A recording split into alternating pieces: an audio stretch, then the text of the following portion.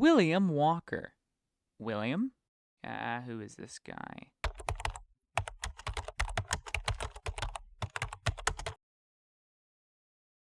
Okay. He was the president of Sonora and Nicaragua. Now, let me get you a map. Now, kids, how do you become a president of two territories that are very far apart from each other and both have cultures that are entirely indifferent to you? By being a douchebag.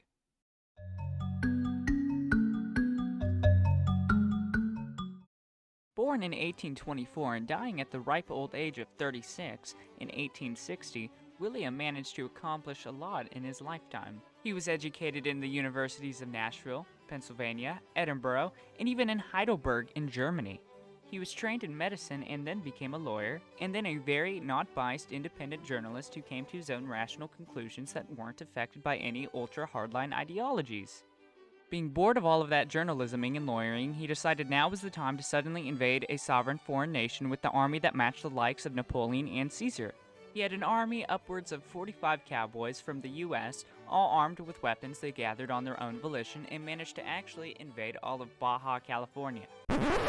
Where is Baja California, you may ask? Here it is, right here. After declaring himself the president of Sonora, even though he only had Baja California under his control, Mexico finally realized, wait a minute, why is there a random guy taking us over and petitioning our land to become a US state, and brought their actual army and booted him the hell out. The end. I almost got you guys, didn't I? He was put on trial in California where he basically said, "Aw, me so sorry," and was subsequently released due to this. Now, what do you do when you're down on your luck and you've exhausted all of your efforts on a disgustingly gross project that has failed in 1850s America? According to William Walker, you do it all fucking over again. So he rounded up some boys, by boys I mean more than likely a heap of 60 or so cowboys, and in 1855 sailed from San Francisco to Nicaragua. But wait, hold on.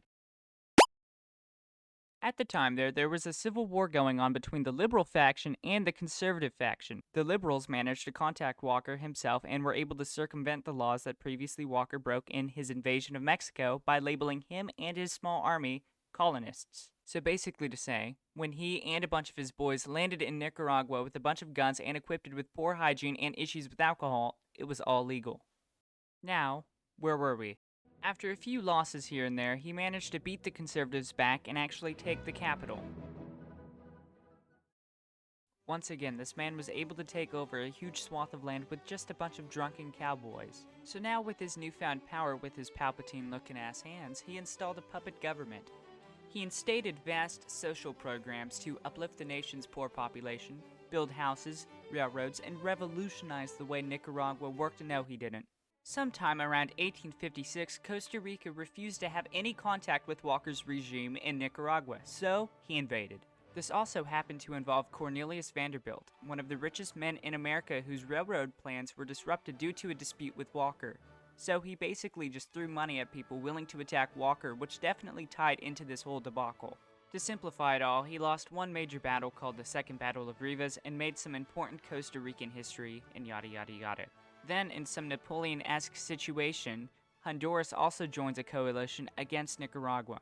As the enemy armies march closer and closer, he has his hands tied behind his back. He basically goes batshit and holds a fraudulent election where, surprise surprise, he wins the Nicaraguan presidency. Now at this point he's virtually screwed, and it's only a matter of time before once again he's booted out of another struggling Spanish-speaking nation. So, he reinstates slavery. He does this to appeal to the southern states, so just maybe in a way he could get some help. Newsflash, he doesn't get any help. So, in 1856, after the capital was sieged by a massive 4,000-strong army with the combined forces of Costa Rica, Honduras, El Salvador, and Guatemala, he realized he was toast. So he decided to retreat with any loyalists he still had and burned as much as he could to the ground. Then he finally ran on over and surrendered himself to a US naval commander. He arrived back in New York City where he was a celebrity and even published a book on this whole mess. The end. I got you a second time. This whole shtick of his is kind of getting boring, but to summarize what he did next was the exact same thing as last time.